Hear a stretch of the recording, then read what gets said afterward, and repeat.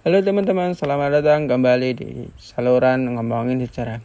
Hari ini kita akan memasuki sebuah perjalanan melintasi waktu untuk menjelajahi momen penting dalam sejarah yang telah membentuk dunia seperti yang kita kenal hari ini.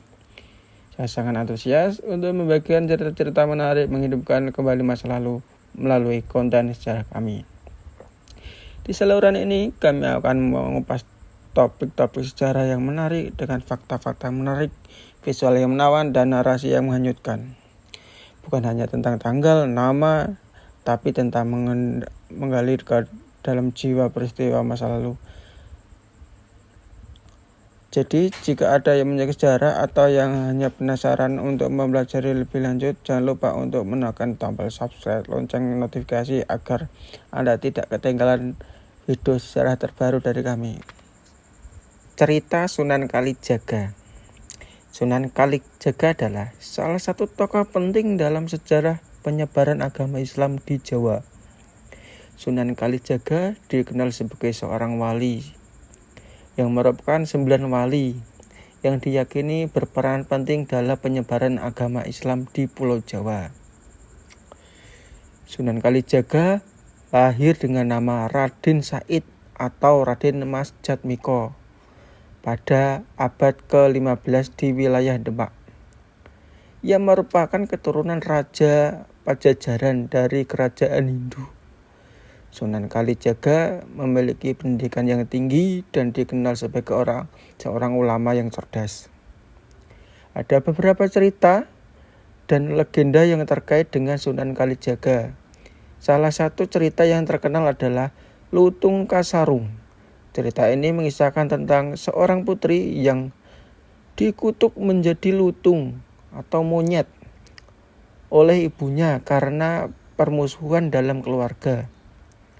Sunan Kalijaga dengan bantuan Lutung Kasarung berhasil mengubah putri tersebut kembali menjadi manusia.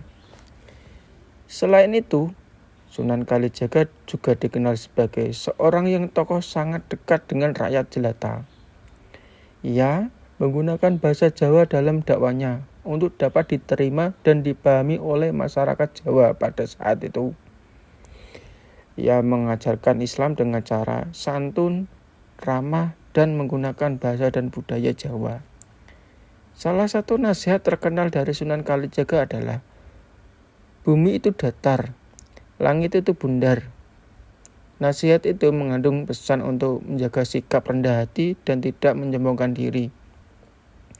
Meskipun memiliki pengetahuan dan kebijaksanaan yang luas, Sunan Kalijaga juga dikenal sebagai seorang seniman dan pemusik yang mahir. Ia menggunakan seni seperti wayang dan gamelan sebagai sarana untuk menyampaikan ajaran Islam. Selain sebagai seorang tokoh agama dan seniman, Sunan Kalijaga juga dikenal karena politiknya dalam membantu menyatukan kerajaan-kerajaan kecil di Jawa pada masa itu.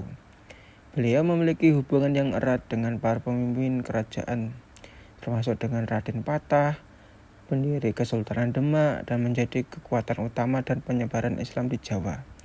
Sunan Kalijaga memiliki cara yang unik dalam berdakwah.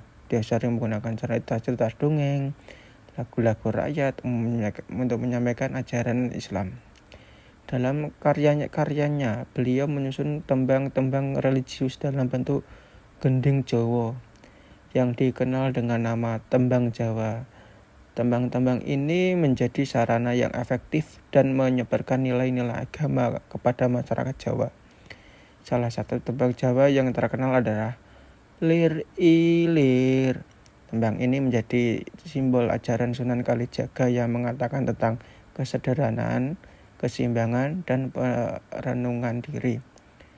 Melalui tembang ini, beliau mengajak masyarakat untuk hidup dengan penuh kesadaran spiritual dan menghargai nilai-nilai kehidupan.